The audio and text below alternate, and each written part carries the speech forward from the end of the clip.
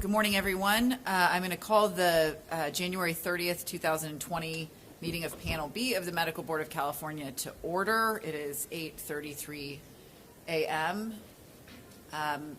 If we could have a roll call, please, to establish the quorum.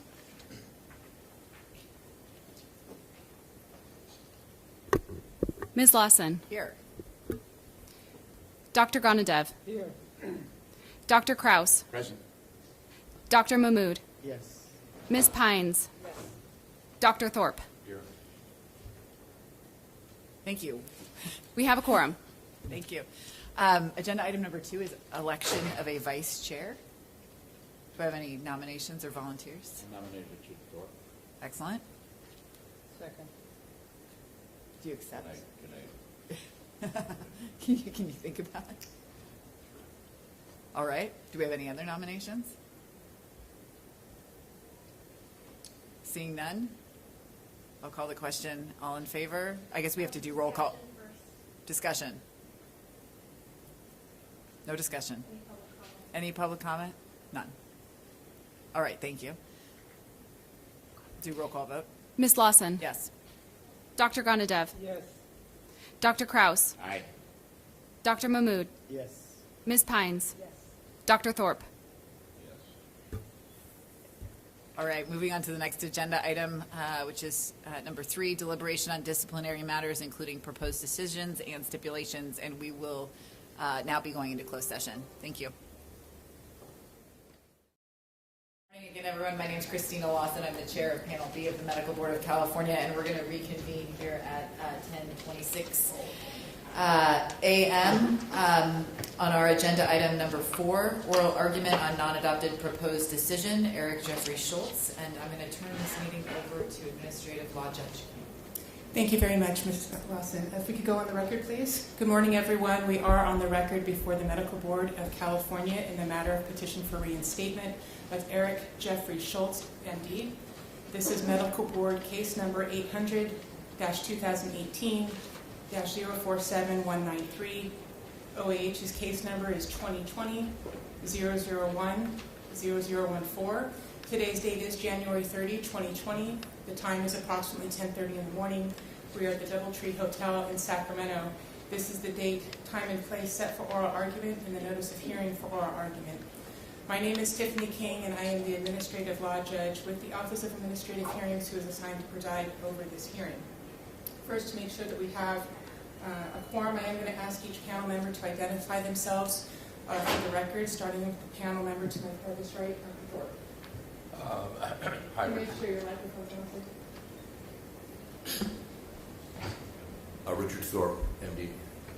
Denise Pines. Christina Lawson. Dear Granadere. Howard Kraus. Asif Mahmood. Thank you very much. We do have a quorum, and now if I can please take the appearance of counsel for the record, beginning with Mr. Gashett. Good morning, Your Honor, and ladies and gentlemen of the board. Sorry I'm a little bit late, it was next door, but here on behalf of the complainant this morning. Thank you. And Dr. Schultz, I will note for the record that you are present today and representing yourself. Is that correct? That is correct. And were you previously advised that you could have retained counsel to represent you today? I was. Okay, thank you very much. Okay, in this matter, the board has issued an order of non-adoption of a proposed decision by an administrative law judge and has decided to determine the matter for itself. The board has invited particular discussion of whether the proposed order should be modified. In this case, the proposed order recommended license reinstatement with an immediate revocation and a stay of said revocation for 7 years upon certain terms and conditions. This is how we're going to proceed today and the time limits that will be applied. Dr. Schultz, you will begin your oral argument and you will have 15 minutes. Mr. Gashett, you will then be able to present your oral argument and have 15 minutes. Dr. Schultz will have 5 minutes to present a closing argument, followed by Mr. Gashett, who will present his closing argument for 5 minutes. These time limits will be strictly enforced. I will put up my hand to give you a silent reminder when you have 2 minutes left of your time remaining. I do remind counsel and Dr. Schultz that your argument should be based only on the existing record. It shall not exceed the scope of the record of duly admitted evidence, and no new evidence will be heard today. The panel members may ask questions of the parties to clarify your argument, but may not ask any questions which would elicit new evidence. Either I or any panel member may ask a party to support their oral argument on any matter with a specific citation to the record. Dr. Schultz, since you are not represented by counsel today and you will be addressing the panel directly, I will place you under oath prior to the start of oral arguments. Once oral arguments have concluded, the board will go into closed session to deliberate. The parties will not receive a decision today, but will receive it in the mail sometime in the future. Again, please remember that all arguments must be based on the existing record, and we will receive no new evidence today. As a reminder, the board has already reviewed any briefs that may have been submitted in this matter. I will also caution the gentlemen at the tables that please make sure you're speaking into your microphone and that your microphones are on so that we can be sure to get a complete and clear record today. Okay, Dr. Schultz, if you would please raise your right hand. Do you solemnly state under penalty of perjury that the testimony you give today shall be the truth, the whole truth, and nothing but the truth? I do, Your Honor. Okay, thank you. Dr. Schultz, you do have the floor first, and your 15 minutes begin now. Your Honor, members of the board, thank you for affording me the opportunity to speak directly to you in support of my petition for reinstatement of my license in a probationary fashion. I practiced pulmonary and critical care medicine in San Luis Obispo between the years 1984 and 2011. Sometime around the year 2000, I began to take hydrocodone. I self-prescribed this. I took between 1 and I believe the record shows 6 hydrocodone daily. At some point, I began to actually forge a partner's signature on a prescription pad to obtain these. In 2011, a local, a Hawkeye local pharmacist recognized forgery, and I was called on it. I felt an overwhelming sense of relief, to be honest with you. I stepped away from practice on that day, and I have not practiced medicine since. I should also say that I began to see a local psychiatrist, Dr. Gordon, Daniel Gordon, who had a subspecialty in addiction medicine. Under his guidance, that is with his recommendation, I simply stopped the intake of hydrocodone. I did not find this difficult. I thought I would not, as there were periods of time during the entirety of the time that I did take hydrocodone that I would go off of it for a brief period of time and felt no ill effects. I viewed it, and I think Dr. Gordon viewed it, as a psychological addiction, more so than a physical addiction. I was earnest, honest, and open with the investigators assigned by the board to look into my case. Virtually all of the information obtained by the board was provided by me. I took and take complete ownership of the crime and reprehensible behavior that I exhibited.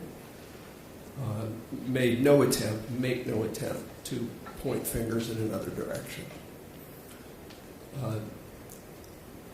Since that time, I have taken opioids on 2 occasions. One was for a 1-week period of time in 2012.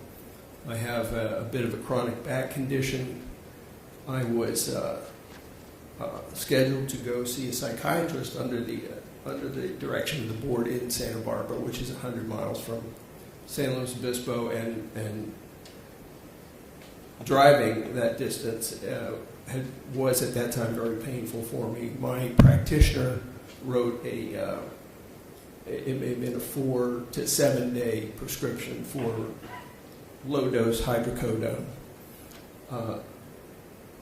it was, in retrospect, a mind-numbingly stupid thing for me to do. I actually took one before I left to see the psychiatrist, and the first thing he did when I appeared in his office was send me for a drug test, and I said, well, this is going to come back positive. I took a hydrocodone beforehand, and it did come back positive, and any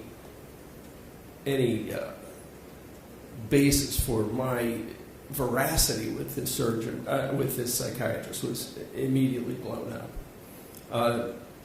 I did not ask for, nor was it offered, any refills on that, and I never took an opiate again until April of 2019, when I had a lumbar laminectomy to finally address this back issue. My practitioner wrote a small prescription for oxycodone, 5 milligrams, which I found completely ineffective and did not even complete the prescription. Those are the only 2 times that I have taken opiates. I have never indulged in so-called street drugs or any other form of opiates. Some of the higher categories of opiates like fentanyl or morphine or Demerol, that sort of thing.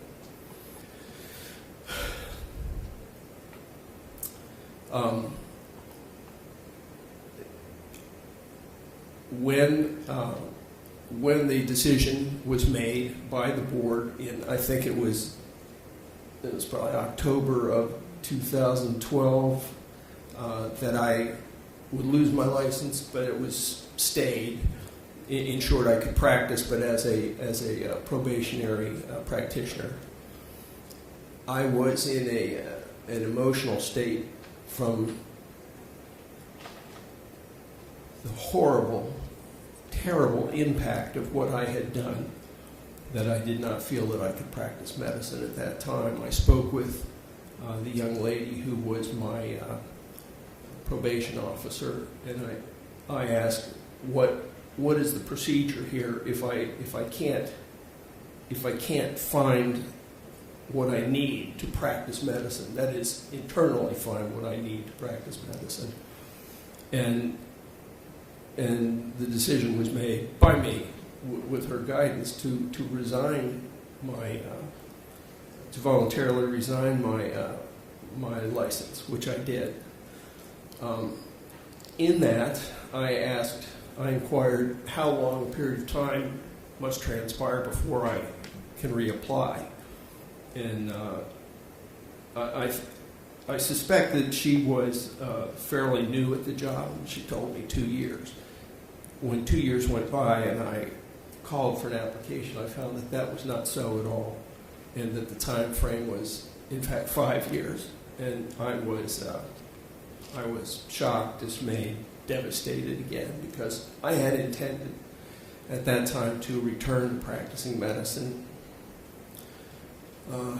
Additionally, something I need to say is that I had inquired of the same probation officer whether it would be wise to undergo drug testing to build up a volume of information, evidence that I was not indulging in opiates or any other form of illicit medications.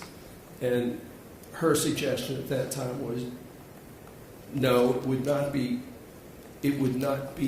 in my favor, that unless it was something that was backed by, ordered by the board, that it would be as if it never happened.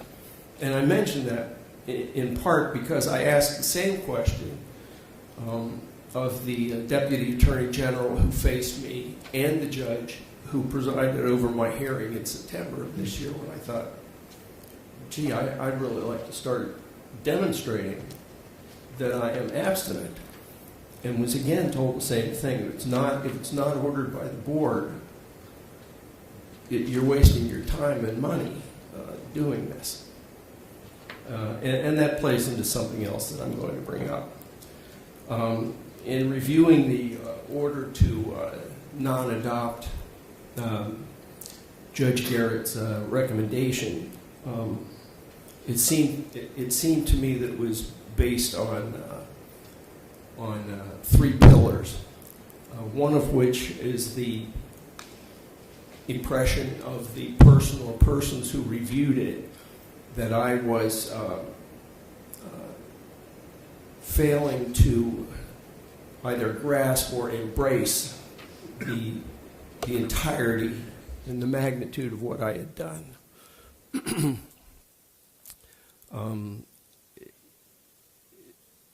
In demonstration of this, the written record says that, points out that during the course of my hearing with Judge Garrett, the Assistant Attorney General brought up the name of the drug Norco, which for the physicians on the group, that is hydrocodone.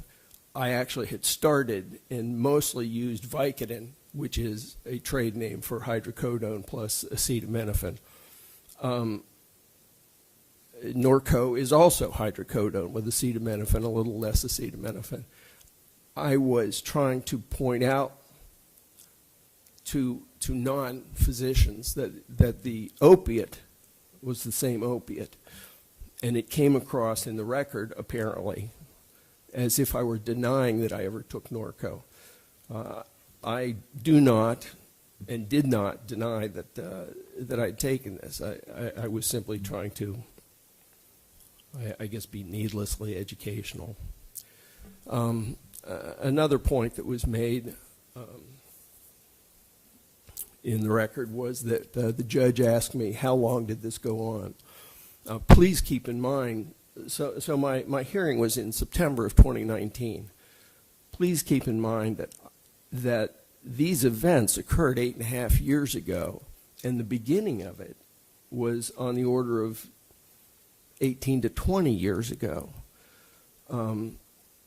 And I think I made it clear that I was trying to answer these questions as closely as I could, but that they were not precise answers. I was asked, when did you start doing this? And I said, I think it was probably about 12 years ago. The person or persons who reviewed the order, I think probably, it actually started in 2001, according to the record. So when I said 12 years ago, I actually overestimated it by several years. I was not trying to minimize the length of time that this occurred. It's a matter of public record. I would gain nothing by doing that. But I think that it was felt by the person or persons who reviewed the judge's recommendation that the time frame was 2001 to 2019, and the answer should have been 18 years. Well, as I say, I stopped in 2011, so that's the discrepancy. But so far from trying to minimize my involvement, I actually overestimated how long it was. Another limb of the rejection, the non-adoption, was that I had not fulfilled any of the obligations of my probation, and that's true. I guess I missed I guess I felt that not having a license and not attempting to practice medicine, that I was not still on probation. And so a number of the things that had been ordered, like the drug testing, like attending classes to re-educate, which I will address and is certainly necessary, were things that just would not gain me anything except some medical knowledge, certainly with re-education. The third one was that I have no evidence of what I'm telling you. And that's true. I have no evidence. I would be glad to provide evidence. I'd take a test today. I'd take a test tomorrow. I will take a test every single day for the rest of the time that I practice medicine, a drug test. I wish to show you and the people of California that I am abstinent, that this is not an issue for me, and that I wish to be completely compliant with the directions of the board. And with that, I thank you for your attention. Thank you very much. Mr. Gashett. All right, let's see. Okay, we're on. In reviewing this case, and I must concede I was not the DAG who handled it in the underlying record, but in reviewing the case as a secondary review before coming here, I think that we, in terms of on behalf of the complainant, we did set forth the reasons why the board should reject this request and not grant a license at this time. First, I would point out that his evidence of sobriety is problematic at best because the record actually shows that he still drinks alcohol. He has not embraced a sober life from the sense of full sobriety. Yes, he hasn't taken Norco because he hasn't had the ability to self-prescribe to himself or steal someone else's prescription while he doesn't have a license, but he is still drinking. And whether that's 1 or 2 glasses of wine or not, that shows that he's not embraced sobriety. He has not tested. And the idea that, well, I couldn't test the board because I was on probation, there are third-party testing organizations that he could have signed up with. And the board is very aware of that. He chose not to. So he can't provide that information as part of his rehabilitation. The ethics program. He could have at any point in the last 7 years taken the professionalism program, shown that he understands that his dishonesty was problematic and that he should rehabilitate from that. The record in this case is problematic because he stated, or at least part of the original decision, was that he had actually been forging prescriptions for a much longer period of time. The underlying decision actually was shortly after he started this self-prescribing of hydrocodone, Norco, Vicodin, whatever, we'll stick with hydrocodone. He actually started doing the forged prescriptions approximately in 2002. At hearing, he testified he'd only been doing it for the last 3 to 4 years of the addiction process. That's a difference that does not err in his favor as a fallen licensee who's seeking rehabilitation. We have to go by what the decision states. The decision states, the original decision, that he had been doing this for a much longer period of time than what he testified to. And so in order to show rehabilitation, he should be able to express the facts as they are in the original decision. We have nothing from PACE or an equivalent program showing clinical skills. He could have undergone additional psychiatric evaluation to demonstrate that he's safe to practice medicine, one much closer in time to now. He chose not to. And in fact, we're kind of left with an opinion from 2012, where the board's evaluator had come to the conclusion that the petitioner's psychiatric condition was such, basically because he was on hydrocodone when he actually arrived for his evaluation that day, such that he was not safe to practice. And so based on that, and based on those issues in the record, it would appear that he is not a good candidate for reinstatement of a license.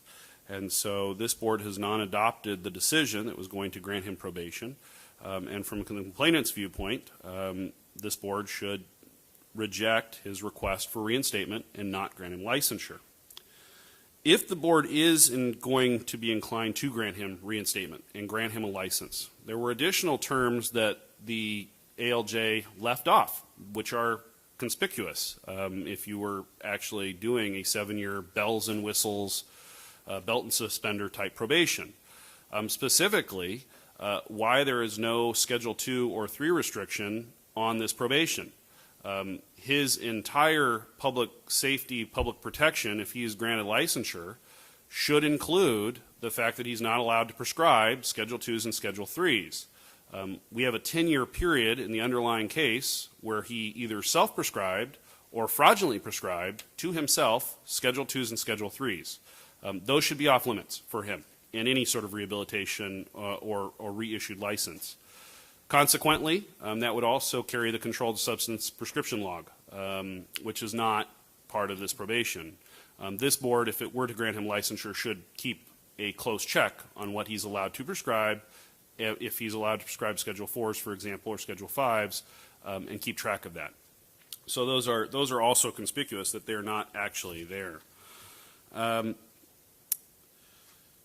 So with that, I would conclude with the remarks on behalf of the complainant that the board should, based on the record that's before it, based on the inconsistencies, not grant him licensure. But if the board does choose to grant him licensure, add the additional terms, keeping all the terms that the ALJ had proposed, but going further and adding the drug restriction terms. Thank you. Thank you. At this time, I'll ask the panel if there's any questions that you'd like to ask counsel or Dr. Schultz.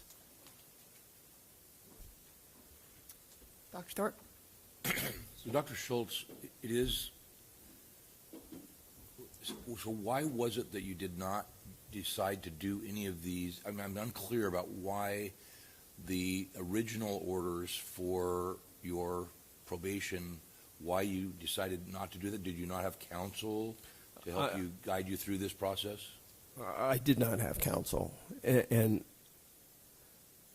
I thought that when I resigned my my license, that the orders sort of no longer applied. That was my thinking. Any other questions by the panel?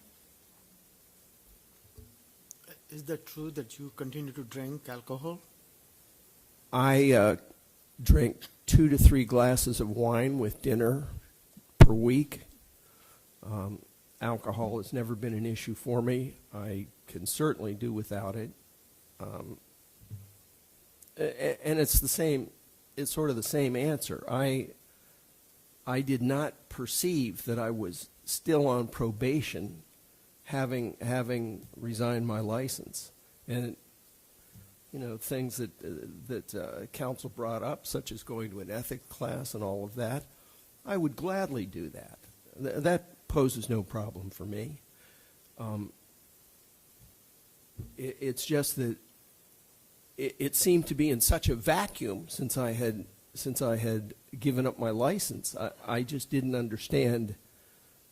I guess I didn't understand how it would look. I didn't understand that it would be in my favor to do those things.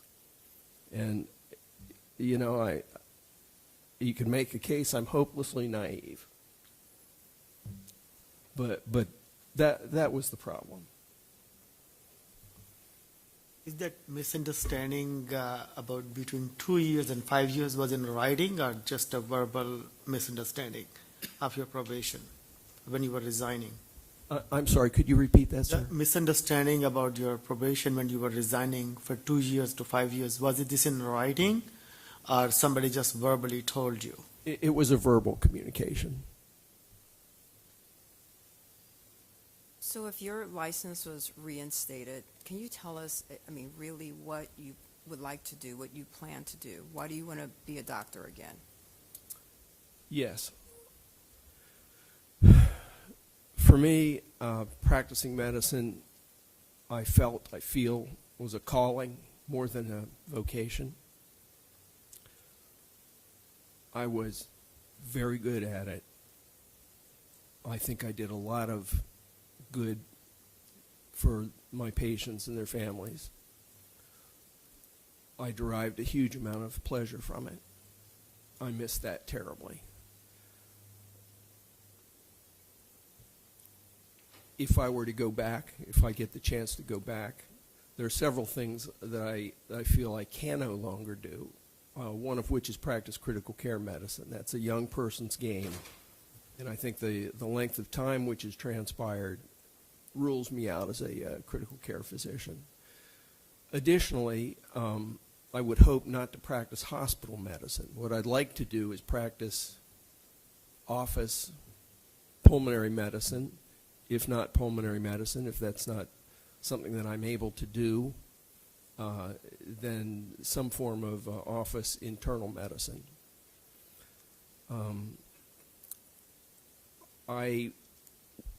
As I look down the road, I think in terms of maybe a 6 to 12 year period of time that I'd like to continue practicing. And I want to be in a point where when it's over, when I retire, that there's some degree of honor and responsibility shown that at present is certainly not there. Any other questions? Okay, seeing none, we're going to closing arguments now. And Dr. Schultz, you get to go first. You have 5 minutes. Again, I'll give you a 2-minute warning and a 1-minute warning. You may begin, sir. Well, I would simply say, much of what the Assistant Attorney General has stated about me is absolutely true. And I have explained myself as best I can. I realize I'm skating on very thin ice here with nothing except my word that I am abstinent. The issue with the alcohol, I'll stop right now. That is not a problem for me.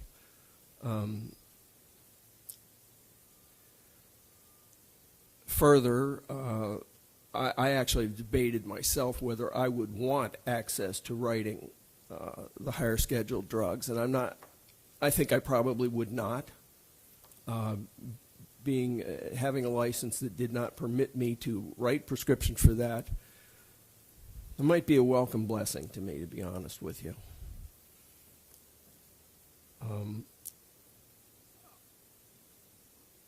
I am a little hard pressed to see why my circumstance is really different right now to pick up and follow the dictates of the board as I needed to do in 2012 if I were going to continue practicing. There was nothing to tell the board at that time that I was abstinent, except frequent testing and monitoring and follow-up inspections by probation officers and so forth, and that's what I expect. That's what I hope to accomplish this time. I'm not looking for any favors. I'm not looking for any easy way out of this. Just because there's been a passage of 8 years since this occurred, almost 9 years.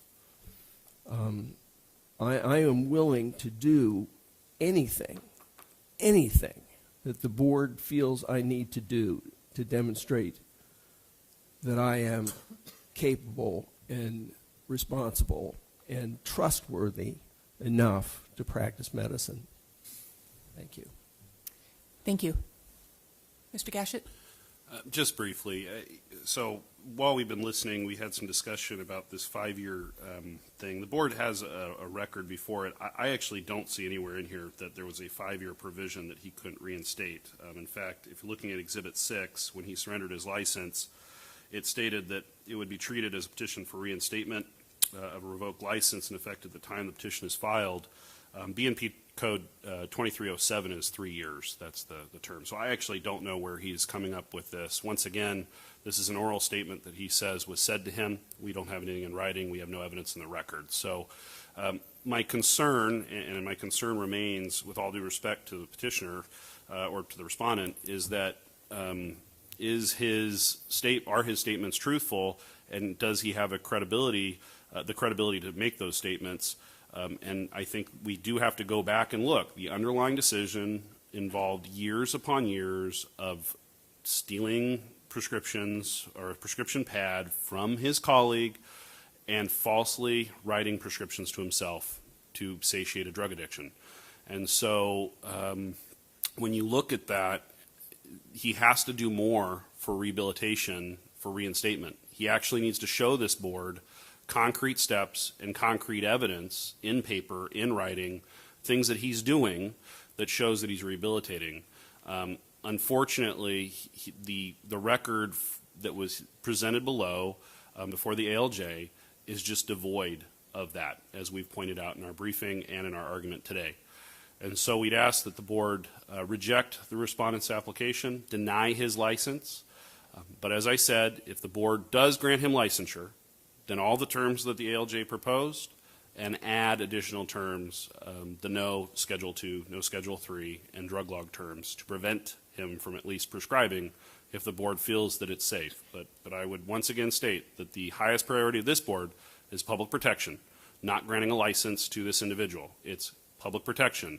And so does the board believe, based on his past, with his credibility, that without actually accomplishing anything to actually show rehabilitation, that he is rehabilitated such that this board should grant him a license and potentially risk that public safety? Thank you. Thank you. That does conclude the arguments in this matter. The record is closed and the case is submitted. We can go off the record. And the panel will now deliberate in closed session, so I'm going to ask to clear the room, please.